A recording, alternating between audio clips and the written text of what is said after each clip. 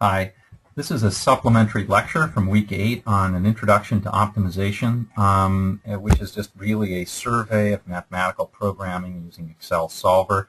We're going to basically just do a few examples, and I want to show you basically where this can be used and a few examples of how it can be used. Okay, and hopefully this will give you confidence to try it out yourself, which is really the key to doing all this stuff.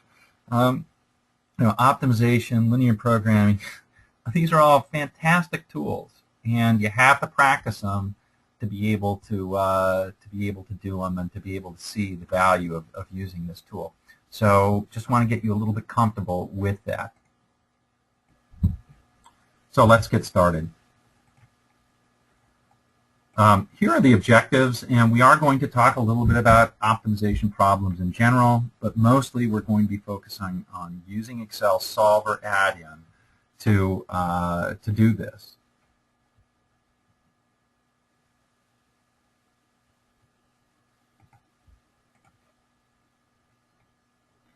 So first of all, what is optimization? I think we all have an idea of what optimization is, but essentially what we're talking about here is we're going to be talking about the technique in the context of the following. That is, make some objective function, whatever that is, whether it's the amount of pain that the patient feels, or whether it's the efficiency of a process, or whether it's the profit of sales on the product. We're going to try and make some objective function of that, either maximized, minimized, or set to a specific target. Generally speaking, we'll want to maximize or minimize it. And here's the kicker. We're often working, and this is what makes it so relevant, we're often working in a situation, in a business where there are lots of different constraints. Constraints on labor that we have, constraints on time that we have, constraints on all kinds of things, on work assignments. So I want to show you how to use Excel's free tool to help you do some of this stuff. Here are some examples. For example, an emergency room might want to allocate its fixed resources so that maximizes treatment availability. So here we have constraints on resources, and availability is what we're trying to maximize. Another company is considering 10 strategic IT projects that tie up resources over the next 2 years. How do they maximize return on investment given a fixed number of resources? Very common problem. Wouldn't we like to have an objective, rational way of solving that? Number 3, a retailer wants to price its goods to maximize profits. Number 4, a warehouse wants to minimize its inventory on hand without increasing the chance of a stock out. Very common. So we might have constraint on the stock out probability, but we want to minimize our inventories. Finally, a care delivery center wants to minimize expired drugs without increasing the likelihood of having a drug on hand for its patients. I'm thinking of maybe an oncology practice right there, right, where it's critical to have enough drugs so that when your patients come in for chemo, you can deliver it. But drugs are expensive to mix, and if we mix them up and they expire, bad news, high cost. All right, so all of these have, and there are plenty of other examples, from travel and scheduling to project selection, lots of different things. They all have in common, we're going to try and select the best way of doing something given certain constraints. Now, one of the things about this technique is, well, let's go through an example. So specifically, if we're going to maximize or minimize something, consider the following. Consider a backpacker that wants to maximize the value of what she takes on a trip while limiting herself to less than 50 pounds in gear because you can only carry a certain amount on your back. So here the objective function would be the sum of the values of each piece of camping gear. So notice that we'd have to somehow assume that we know the values or calculate those values. So what is the value of having a Swiss Army knife, for example, or what is the value of having a tin of baked beans, or something like that. And then it's also assumed that we know the weights of each of these things. So we know the weight of the Swiss Army knife, and we know the weight of the bottle of water, and we know the weight of the gorp that she's going to take along, good old raisins and peanuts that she's going to take along. and so forth. So formally and mathematically, what we're doing is we're maximizing this sum, which x's would be the values, subject to the sum of the w's, the weights would be less than 50 pounds. Simple as that. Okay, so what we're going to do is we're going to let Excel solve it for us. Now there will be some tricks along the way, and it'll be kind of fun to discover those tricks, I think. Here's where we're talking about right here. Go to my pen, and I'll change the pen color here.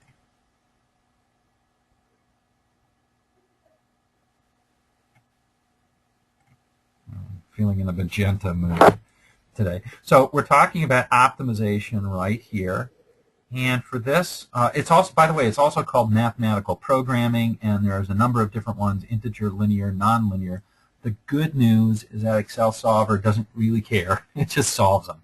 Okay?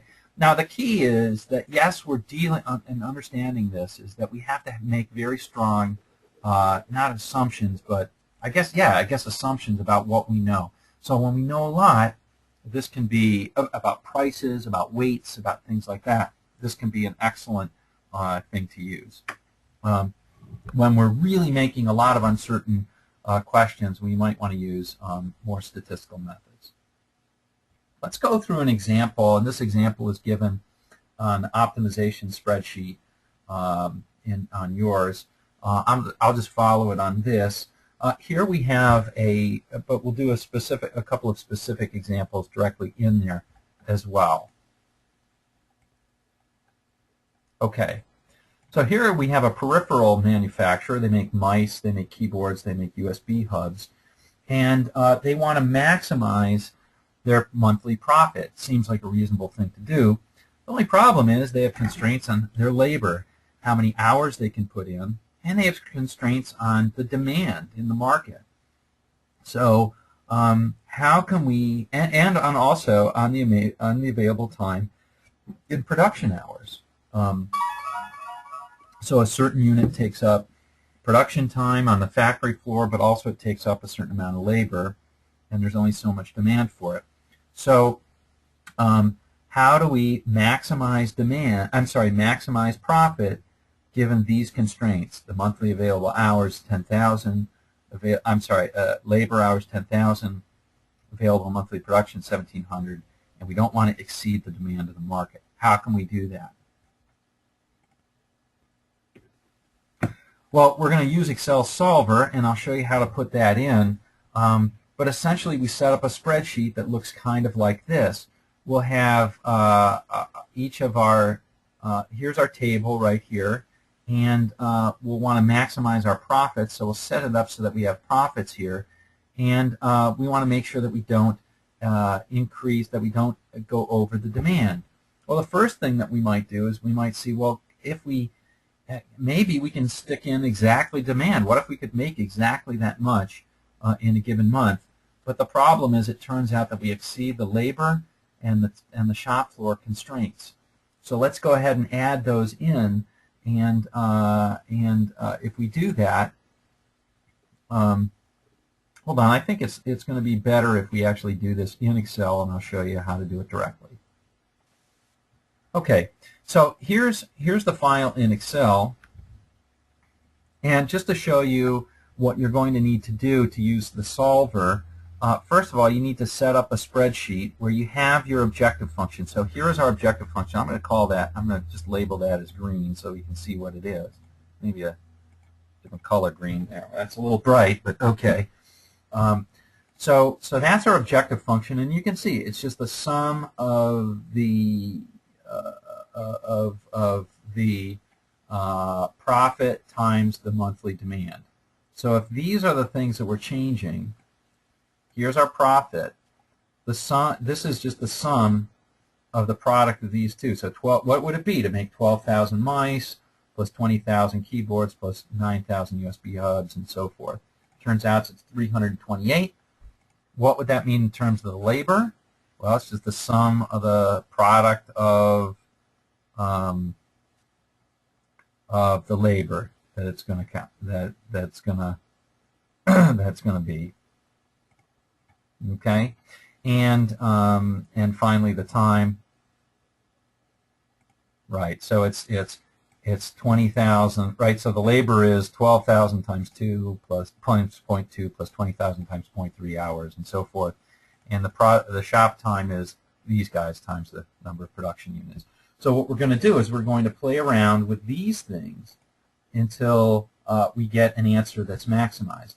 So the first thing that we would say is, well, what happens if we plug in the maximums right here? Okay, and you can see that it gives us this profit. And what would happen if we then go to 18,000 keyboards? Well, we're meeting this constraint, but we're still not meeting that constraint. So let's just put in this. Not quite there yet. Let me put in 15,000 and so forth. Now, this would meet the constraints. You see that?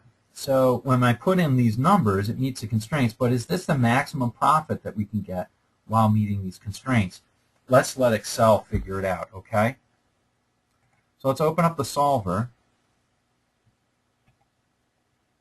The solver you can get by going to the add-ins, and you'll have a checkbox right there. Now, if you don't have the solver in there, you'll need to browse for the solver and do that. If you're in Excel 97, you just need to add the solver from the list of available macros. We'll do the next example in Excel 2007, not 97, 2007. So you'll see it. Here we've already got the solver in, so I'm going to go ahead and use it. All right, so let's start from the start and walk it through. So first of all, we need to have an objective function. That's our target cell. That's this guy right there. You can see that's H15. Second of all is we need to determine whether it's a max, min, or a target. In this case, we want to maximize it. It's a profit. Here are the cells that we want to change, and you'll notice it's D, E, and F18. It's these guys right there. And then finally, the real key to this is the constraints. So we're going to add these different constraints. First of all of these, the most important constraint is that all of these guys right here, right, these guys right here,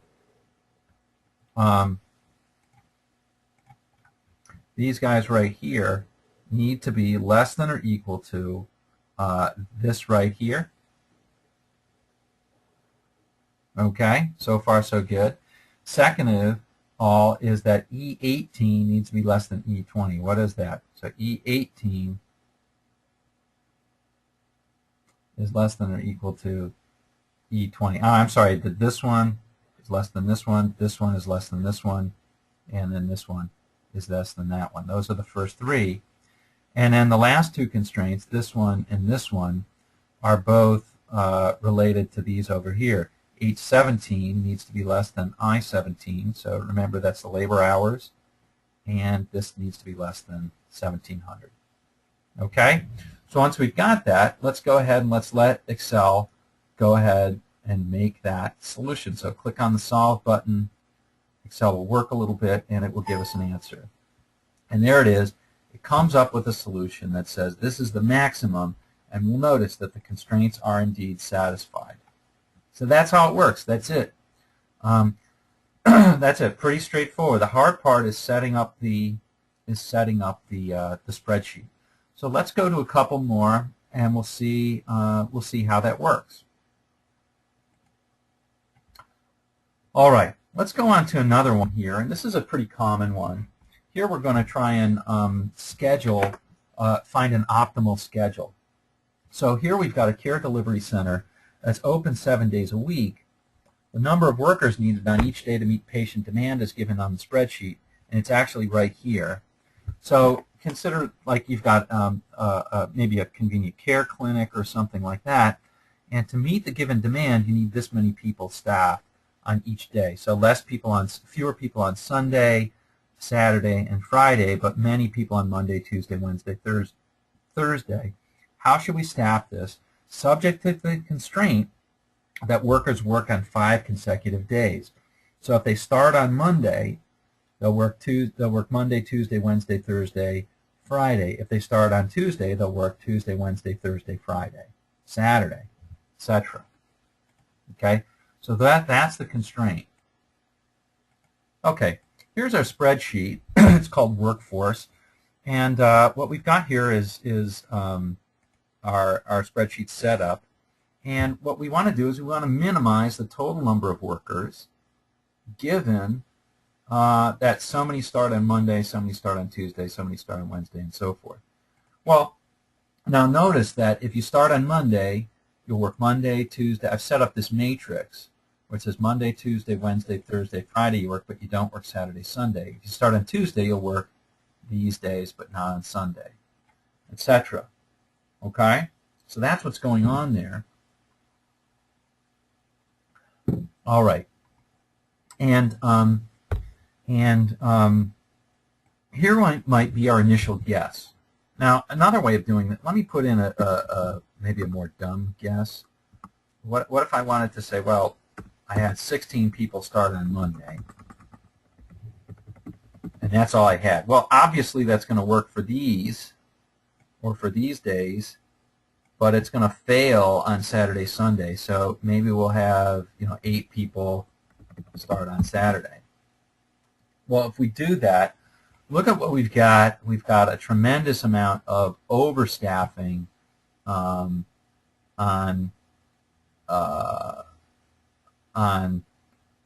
all of these days. On Friday, we're overstaffed, right? 16 instead of 8, and on Monday we've got, look at the overstaffing on Monday, Tuesday, Wednesday, just tremendous. So that might not be a good solution, and so we might want to change that up a little bit. Okay, instead of R doing it, let's let Excel find it. And so I'm just going to put in some sort of semi-random numbers in here. We'll do 16 there, and maybe 10 there, and 10 there, and 5 here, or something like that. And maybe that'll actually work. Looks like we've got enough. I'm not sure that's a good number, but we'll just put it in there. And now let's go ahead and enter in our parameters in the solver. This time I'm going to start from scratch. So I'll delete a couple here.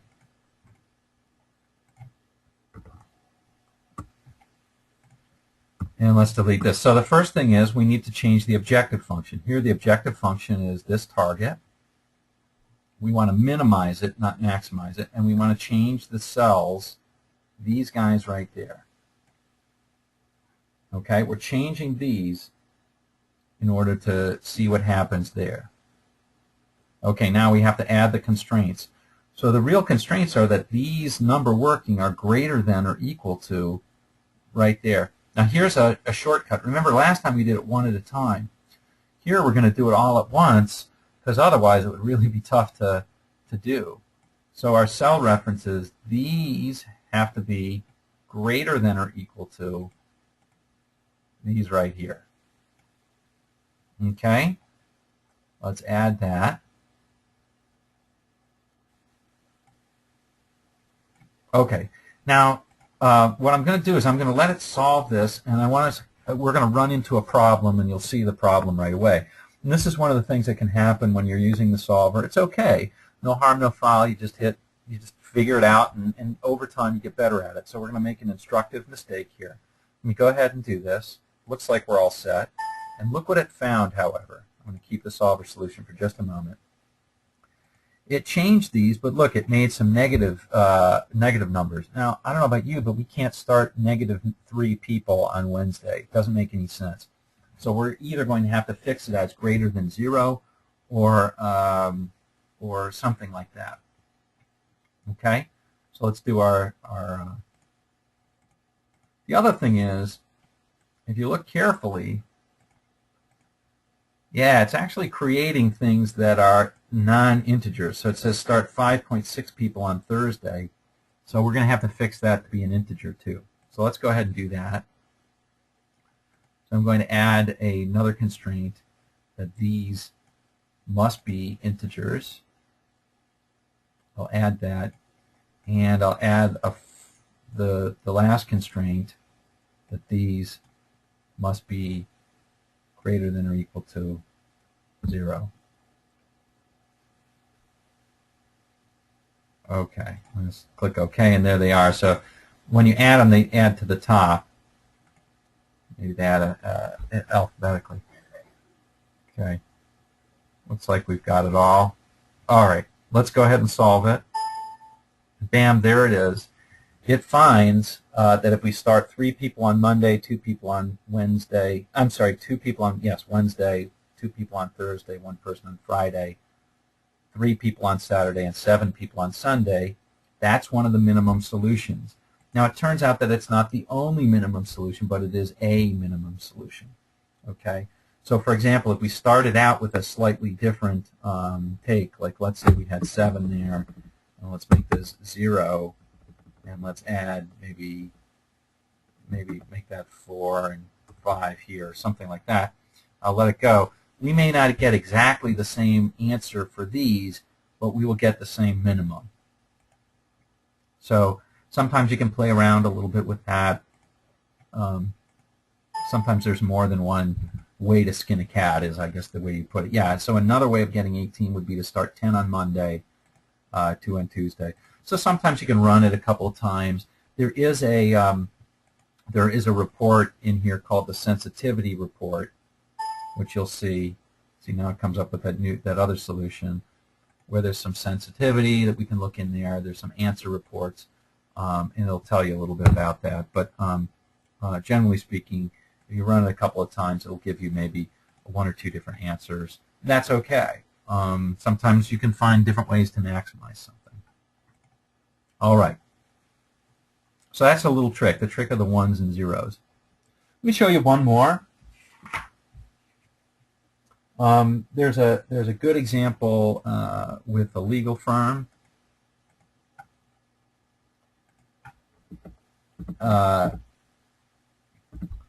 That's given in here in the exercises. Find the best allocation of resources to minimize the work order. Let's go through this one. Actually, let's go through 2 more. So let's go through this one with the legal firm. So here we're going to find. Let's take a look at that. We want to minimize the total number of work hours with no junior partner taking more than 1 case.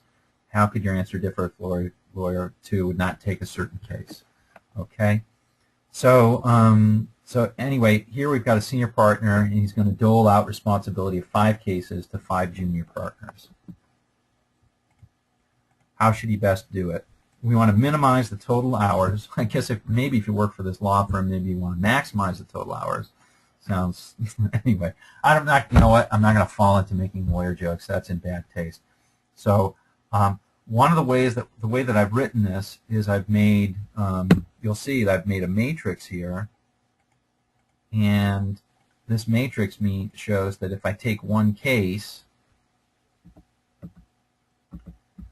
for each junior partner, right here's junior partner 1, 2, 3, 4, 5.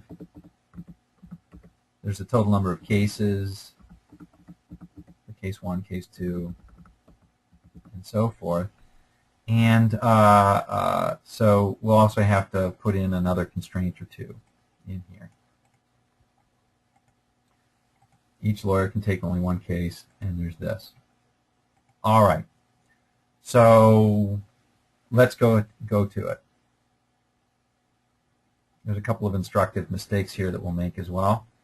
So the objective function is this guy.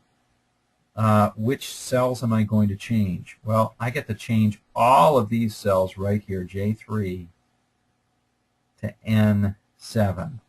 Oops, messed up. These cells right there. And what are the constraints? Well, each one of these guys has to be less than, let's see, each one of these guys has to be less than or equal to 1. They all have to be equal to integers. They all have to be greater than or equal to 0.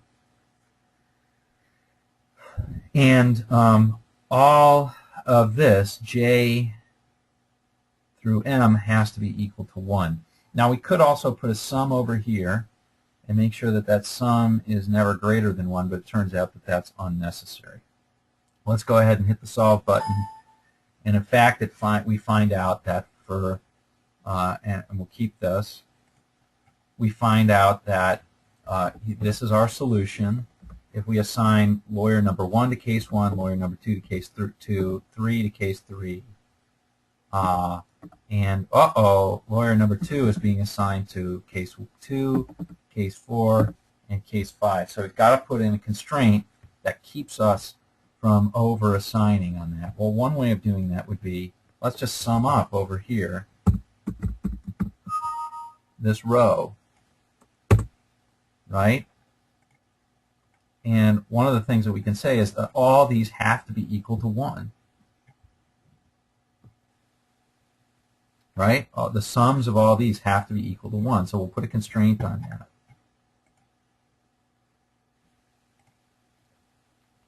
Put a solver.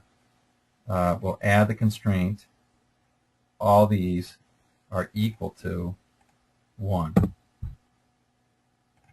Okay? Oops. There it is right there. So this all has to be 1, but this all has to be 1 too. Now let's go ahead and solve it.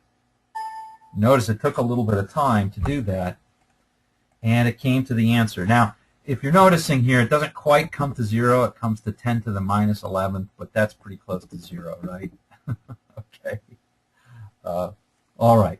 So that's pretty interesting. It says lawyer 1 gets assigned case 5, lawyer 2 gets assigned case. These are essentially 0, so I'll put them in that way. Lawyer 2 would be assigned to a case 1. Lawyer 3 assigned to a case 2, 3, 4 to 4, and 5 to case 2.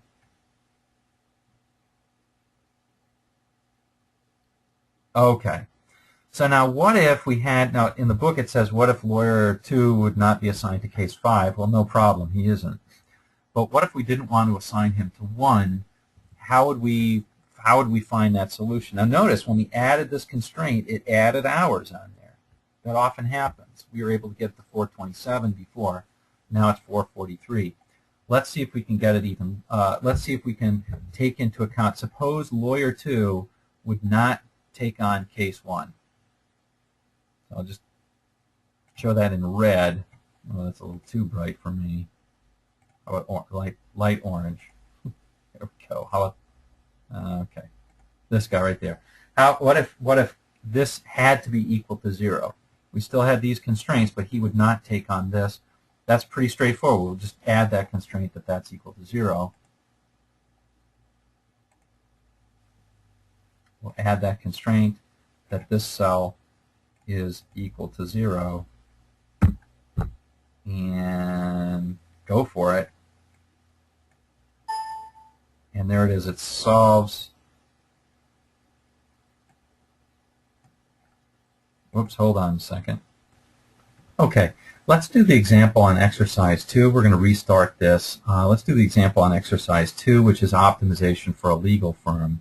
And here we want to find the best allocation of resources, minimizing the work orders, given that only that 5 junior cases, I'm sorry, in the background is you have a senior partner who estimated how much time each of 5 cases would take 5 other junior partners given their expertise and experience. So some junior partners could have experience in one particular area and thus do a case more efficiently, and so forth. And so what we want to do is we want to minimize Excel Solver.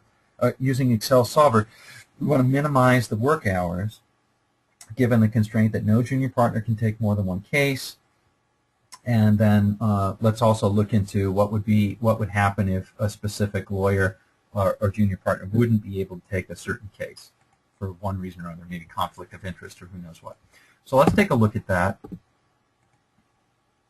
And I'm going to open up optimization and go to legal firm. So here, what we've got is we've got the here are the hours that the senior partner estimated each lawyer would take on each case. And down here then, what I've got is I've got a table that would say, well, if we assign lawyer 5 to case 1, how much would that be, and so forth. You can see that this is the sum product of this times this, and this would be the sum This would be the sum product of this times this, and so forth. Sum product is a great, if you don't know sum product in Excel, get to know it because it's a really good function, and so forth. So what it does is it multiplies everything in this matrix. Let me put a 0 there and a 0 there, by what it is above there. And we might want to even start out as just saying, well, let's assign lawyer 1 to case 1, lawyer 2 to case 2, and so forth. So where are the other constraints? Well, the other constraints, oops, let me put that as a 1. That, you know what, I'll even put in some things that violate these constraints. The other constraint is that we only want to have one lawyer per case, and we want to make sure that each lawyer only gets one case, can't get 2, and so forth, right? So we can't assign lawyer 1 to cases 1 and 3 and lawyer 4 to nothing. So those are the two constraints that we want to put in. Third constraint is that this table has to be all binary, or all 1s and 0s. So let's go ahead and take a look at what that looks like in Solver and use Excel Solver to solve it. See if we can do better than 720 hours. Actually, let's go from a real baseline. So I don't want to assign anybody more than one case. And this might be just assign 1 to 1, 2 to 2, 3 to 3. That's 492 hours. Can we do better than that? Here it is. We want to minimize this target cell by changing cells lawyers. That's this guy right here. Notice I put a label on this, but those are the cells.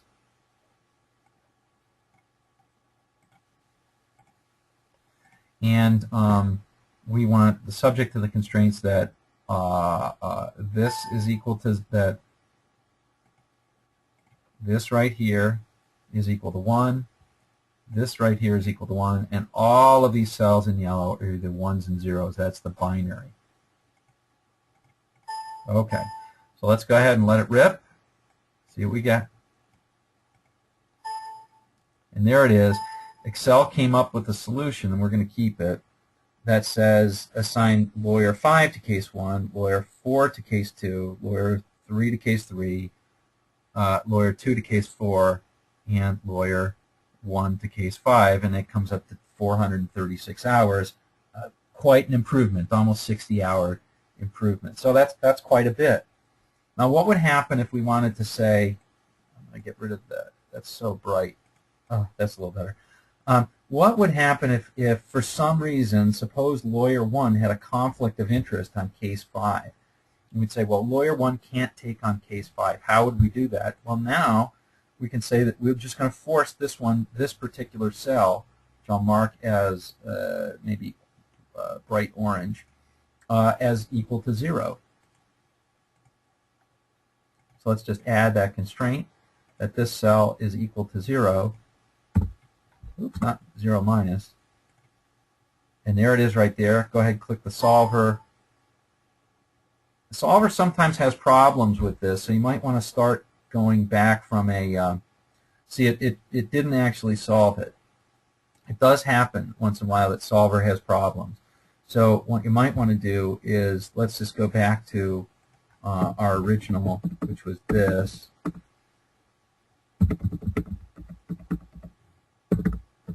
Right, this was our baseline. There's the, oops, I've got one extra somewhere. There it is right there. This is our baseline, 492. And now let's see if Solver should be able to do this. And yep, it did come up with a solution, and it said put lawyer 1 in case 4. So essentially just switch lawyer 1 and lawyer 2's cases.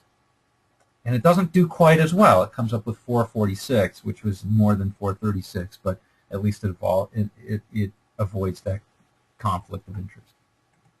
Okay, let me do one more example. I think that you'll find this illuminating. I hope so. We'll skip over exercise 3 and we'll do exercise 4, which is on capital budgeting. So we're going to use a data and optimization capital budget to find the best set of projects that maximize net present value. So in this case, the problem that we have is we only have so many labor hours to do it, and we only have so much budget to do it. Okay, So there's budget that's in here, and there's labor. So how do we maximize the ROI given all of that? This is a pretty cool problem, a pretty common problem. So here's what we have right here. Here's the available budget. You can think of these maybe in thousands of dollars. So here are the different projects 1 through 20. Here's a net present value of all of them. How do we know this? Well, there's a business case written for each of these, and we're assuming that the business case is good and all that. So yes, there are assumptions behind here. Here's the cost, or the budget, the amount of budget in each year. Here's the amount of labor available in year 1, 2, 3. And we don't want to exceed any of this in any of the years. Okay, so let's think through this in general. If we were a company with infinite money, since all of these projects have positive net present value, we'd want to do them all. So let's look at the total. Let's just look at this total number of projects.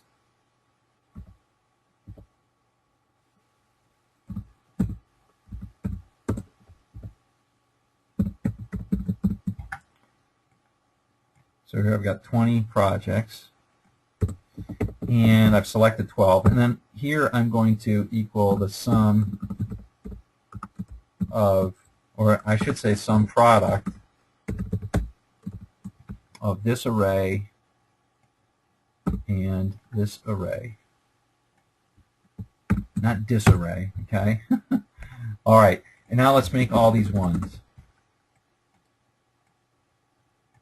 Okay, so if we ran all 20 projects, this is what we would have. We'd have a $15 million, let's put that in dollars, there we go, $15 million return. The problem is maybe if we do all this, we would exceed the costs in year 1, 2, 3, or whatever. So let's see if that's true. Equals sum product of this array, comma, this array, and I'm going to show you a shortcut in just a moment so we don't have to do this every time. Okay, so right away we see that that's a problem because we're exceeding the budget in year 1. So we're going to have to figure out a better way of doing this. But anyway, let me show you how to do this so we'll look at it all the way across. I'm going to bind this and make it, when you use dollar signs, you fix that so when you copy it over, it's no longer a relative reference. This is an absolute reference in Excel. I'm going to go ahead and do that, copy it over, and there it is. Let's just make sure. Yep, so this is this row times this first, and this is this row times this first one. Good. So let's take a look at it. Well, clearly, we're exceeding everything. We're exceeding the budget every year. We're exceeding the labor every year, so we can't do all the projects. Okay. So which ones do we choose to maximize the ROI? Let's use the solver to see if we can do that. So let's go into solver. Okay. So it says that the target cell needs to be this one. That's our target cell. You know what? Let's just mark some of these. Here's our target cell. I'm going to mark that in green. That's not a bright enough green. How about this green? Color of money. What's the color of money? I like the other one better. There's color of money. Okay, there's my green. I'll bold it even. Okay, and then here are my constraints. Right? I need all of these to be less than all of these. Right? So let's see if we can maximize those. And here's what I'm choosing to change. Here are my change cells. So I'm changing all of these guys right there. Right? And then when I change these, you'll see, you know, it goes up or down or whatever. And I want to satisfy those constraints. So let's go ahead and do that. Yes, I know. And I'm just going to delete all these because I think it'll be instructive to actually make this happen. So the first thing is I want to make sure that my target cell is right. So I'm going to click target cell. I want to maximize it. And which cells do I want to change? I want to change these. Okay. Subject to the following constraints. All right, the first thing that we ought to know is these are either ones or zeros. So an easy way to do that is to say, well, let's add this, is to say these are binary. We could say they're integers equal to 0 or equal to 1, but let's just use the shortcut and do that. Okay, so all those have to be binary. And then we have to have all these have to be less than or equal to this. So let's add that. These must be less than or equal to these. Now we can name these things if we wanted to, but like we could call these do the project, and we can call this vector cost, and we can call this labor, and we can actually hardwire it in there so that when we go back later, we'll see that it's cost and labor constraints and all that kind of stuff. All right, is that it? I think so. Let's go ahead and hit the solver. And you'll notice that now it's taking a little bit longer. Excel solver, when it does more difficult problems, this is a more difficult problem for it, it might take a little time. So here we're up to trial 100, 150. Uh-oh, it's struggling a little bit. All right, so it found some solution. And by the way, if it doesn't find a solution and it iterates a lot, it'll stop and it'll tell you after a while. So let's keep this solution. And it looks like it found a solution that's maximized at around 9.3 million. And here are the projects that it would run. It would run Project 2, Project 3, etc. And if we look down here, we notice that the budget, it's all within budget, and it's all within labor. Pretty slick, huh? All right.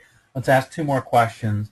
What would happen if Project 3 was selected, that we would have to select Project 4?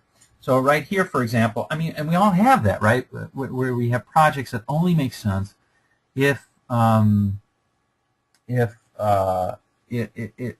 projects are selected.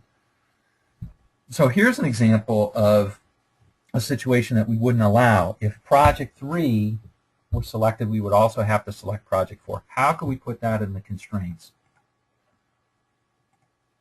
Well, one way of doing it would be to say, let me add this in, that this number, this cell for Project 3, had to be less than or equal to this. Now I'm going to go through why that's true in just a second. Let me just hit the solver button and we'll wait and we'll get it going. So here's why it's true. If I had a 1 for Project 3 and a 1 for Project 4, that would be okay. If I had a 0 for Project 3 and a 0 for Project 4, that would be okay. And if I had a 0 for Project 3 and a 1 for Project 4, that would be okay. The only thing that's bad or not allowed would be a 1 for Project 3 and a 0 for Project 4. That is, I do Project 3, but I don't do Project 4. I could certainly do them both. I could do neither. Or I could do Project 4 alone, but I couldn't do 3 without doing 4. And that's what we have right here. It says do them both. And if you do them both along with these other constraints, there you go. 9.1 million. A little bit less, so it's not quite as good as the other, and so forth. Finally, let's look into the last one. Suppose that projects 1 through 10 were different. Now, I'll mark them as different. Were different than projects 11 through 20. Maybe these pertain to a specific area like compliance, and these pertain to a different area like billing or something like this. What happens if we had the constraint that we're only allowed to do 4 projects from 1 to 10? What would that? How would we do that? Well, we can just add in a sum right there, and this is projects 1 through 10, and that tells me how many, and we know that that has to be less than or equal to 4. If we're only allowed to run 4 projects of these first 10, how can we add that constraint in? That's, again, pretty straightforward. We just add. Now this needs to be less than or equal to this. Hit OK, and solve away again. Takes a little bit longer maybe to do this one.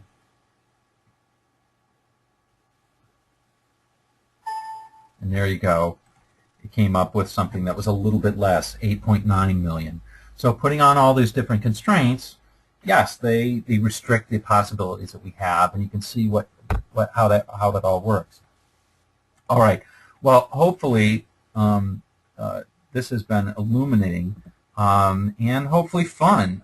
We did talk about some fundamental aspects of optimization and how to use Excel Solver to do all of these things. We don't have to know a lot about the background. What you need to be able to do is you need to be able to be intrepid about this, and you need to be creative especially when you're considering the constraints.